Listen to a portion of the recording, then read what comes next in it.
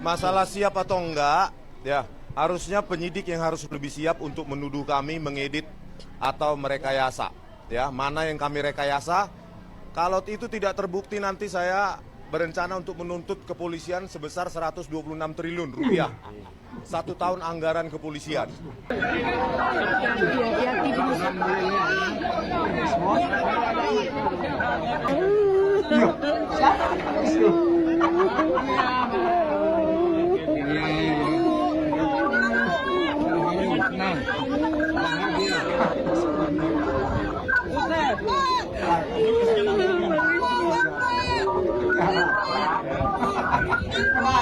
Anak bangsa, kami mengatakan tidak ada satupun di antara kami yang takut di penjara, tapi tidak pantas kami di penjara. Justru yang pantas di penjara itu adalah orang yang telah melaksanakan tugas sebagai pemimpin bagi negara ini dan banyak melakukan abuse of power, banyak melakukan kebohongan-kebohongan dan bahkan disinyalir ijazahnya yang menjadi dasar dia untuk...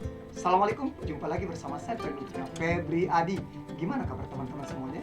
Gua harap kawan-kawan semuanya baik-baik selalu, sehat-sehat selalu, serta dimurahkan rezekinya. Di kesempatan kali ini kita bisa melihat nih si Rismon yang katanya dia bukuar-bukuar sebelum diperiksa Polda Metro Jaya. Yang dibilangnya dia menantang polisi kalau dia akan menuntut polisi sebesar 120 triliun. Woi, bukan sedikit, iya kan kawan-kawan semuanya?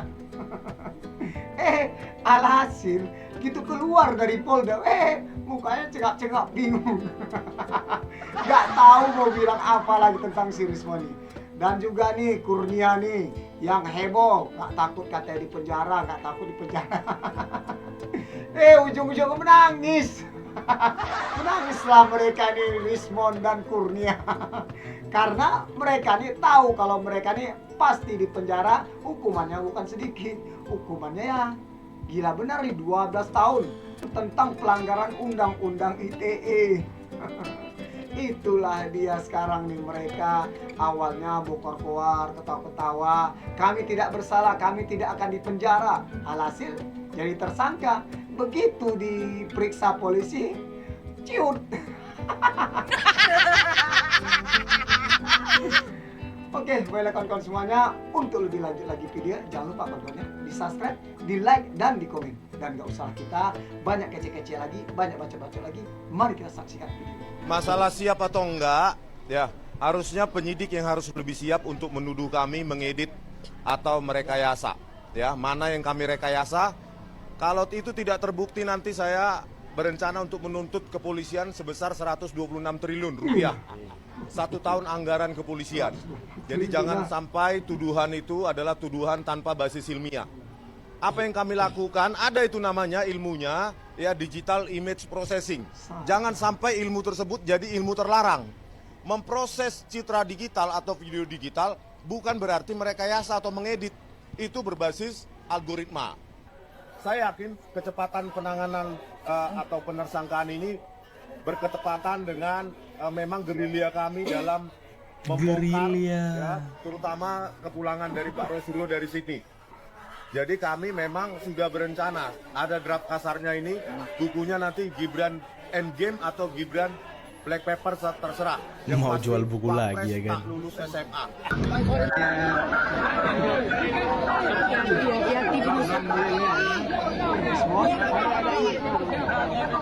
Mon, mukanya kok tegang kali, Mon.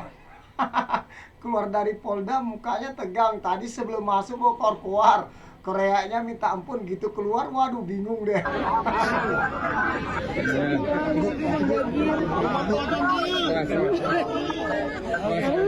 Yuk, siapa itu?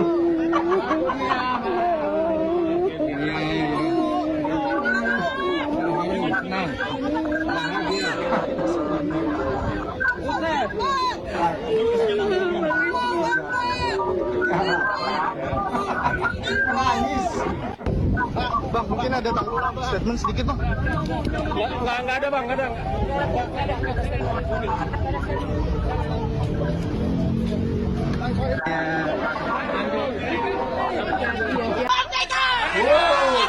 Sebagai anak bangsa, kami mengatakan Tidak ada satupun di antara kami yang takut di penjara, tapi tidak pantas kami di penjara. Justru yang pantas di penjara itu adalah orang yang telah melaksanakan tugas sebagai pemimpin bagi negara ini dan banyak melakukan abuse of power, banyak melakukan kebohongan-kebohongan, dan bahkan disinyalir ijazahnya yang menjadi dasar dia untuk mencalonkan diri sebagai seorang pemimpin disinyalir palsu.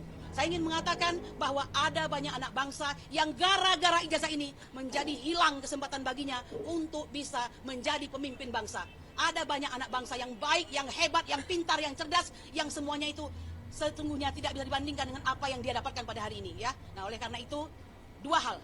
Jika kau memiliki ijazah, ya Bapak Jokowi yang kami hormati, lalu Anda tidak menunjukkan, itu berarti ada mens rea, apalagi digunakan untuk memenjarakan orang. Tapi jika Anda memang tidak mempunyai ijazah tersebut, maka itu berarti sebuah kejahatan. Demikian, Assalamualaikum warahmatullahi wabarakatuh. HUT kemerdekaan Indonesia merdeka! Jangan hari ini ketawa-ketawa, besok nangis mewek. Tolong gitu. jangan mengeluarkan. Jadi itu seperti itu. Tunggu dulu. Anda ini nggak Ini ada ibu-ibu ini gimana nih? Ini Jangan ibu-ibu. tuduh saya seperti itu ya. Ibu-ibu. Siap. Selesaikan ijazah palsu Jokowi. Polisi nggak boleh tahan Roy, Wismon dan Iba. Harus bebas. Kriminalisasi Rasidiyah dan teman-teman.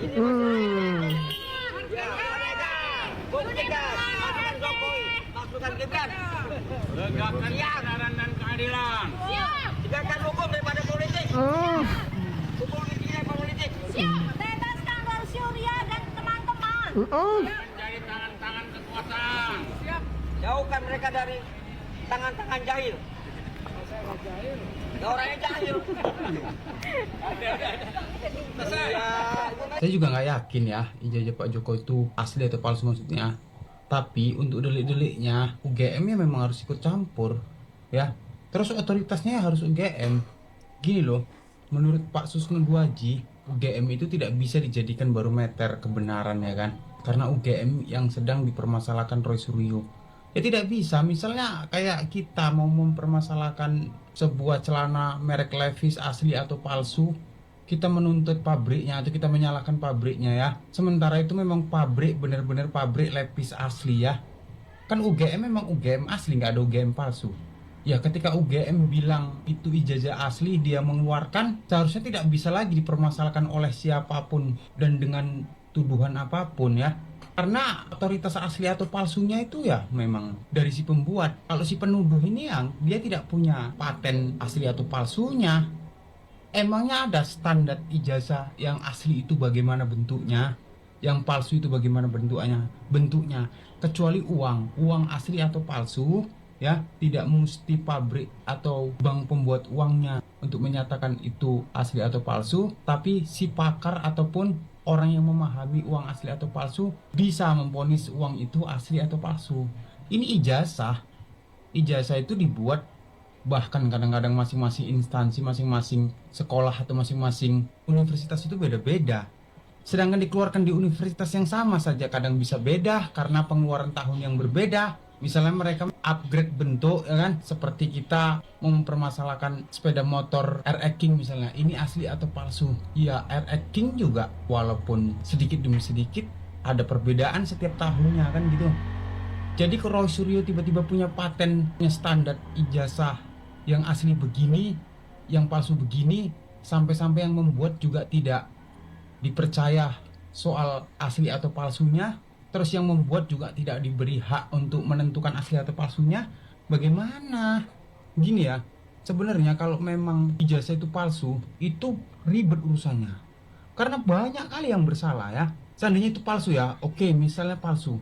Itu bukan cuma Jokowi loh yang bersalah. Jokowi ini bisa dibilang si penerima. Yang paling salah ya UGM. Yang kedua yang salah siapa? Partai yang menerima Jokowi sebagai kadernya. Berarti mereka itu ngasal menerima Jokowi sebagai kader mereka.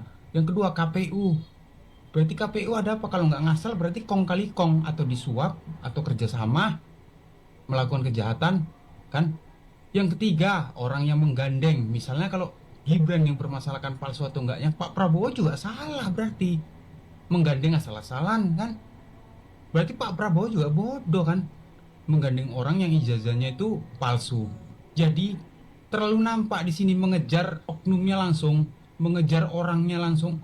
Itu terlalu nampak kalau motif sebenarnya itu bukan ijazah, tapi seperti menarget bahwasanya objeknya itu harus bersalah, harus tersalahkan, harus terhukum, harus teradili. Asli atau palsu itu banyak yang dilibatkan, apalagi ijazah, ya, melibatkan banyak instansi, melibatkan banyak orang, melibatkan banyak pertanggungjawaban, ya, mulai dari pembuat sampai partai, KPU, Panwaslu, orang yang menggandeng, orang yang mencalonkan, ya. Misalnya Anies Baswedan ya, jadi gubernur Jakarta kemarin, ijazah dia palsu. Loh, Pak Prabowo bertanggung jawab atas palsunya ijazah itu, kan Pak Prabowo yang nyalonkan dia. Begitu ya. Bukan semata-mata kita salahkan si pemiliknya, karena si pemilik ini juga tidak mengerjakannya sendiri dan merahasiakannya tanpa satu orang pun ketahuan. Nggak begitu. Pasti ada pihak-pihak yang diajak kerjasama, yang diajak sekongkol ataupun disuap. Jadi begitu menurut aku sih pemahamannya. Kalau menurut kalian ya nggak tahu, ya kan? Jadi kalau dibilang UGM tidak boleh ikut campur, kata Pak Mahfud, atau seperti kata Pak Susno Duaji, UGM tidak bisa dijadikan barometer kebenaran keabsahan, tuh menurut aku ya bingung lah. Jadi kebenaran sama keabsahannya siapa yang menentukan? Roy Suryo? Waduh. Ini gimana nih tanggapan kawan-kawan semua tentang si Kurnia nih, nangis-nangis nih, dan si Rismon juga yang awalnya berkuar-kuar tantangin polisi. Kalau memang dia tidak bersalah, dia akan menuntut polisi sebesar 120 triliun. Waduh, gimana nih tanggapan kawan-kawan semuanya? Tolong tulis di dalam komentar nih, mengenai mereka-mereka ini yang si Kurnia yang berkuar-kuar kalau dia kata tidak takut di penjara. Alhasil apa? Ujung-ujungnya menangis. Rismon lagak sok kreaknya minta ampun nantangin polisi, yang ujung-ujungnya bertak berputih nangis juga. Benar juga nih kata Bung Fitra nih, ya kan, awalnya ketawa-ketawa, ya ujung-ujungnya dia menangis. Oke, baiklah kawan-kawan semuanya, kita sudahi saja video YouTube kita ini kawan-kawan ya. Tak kenal maka nggak sayang. Salam satu jiwa. Wassalam. Mantap!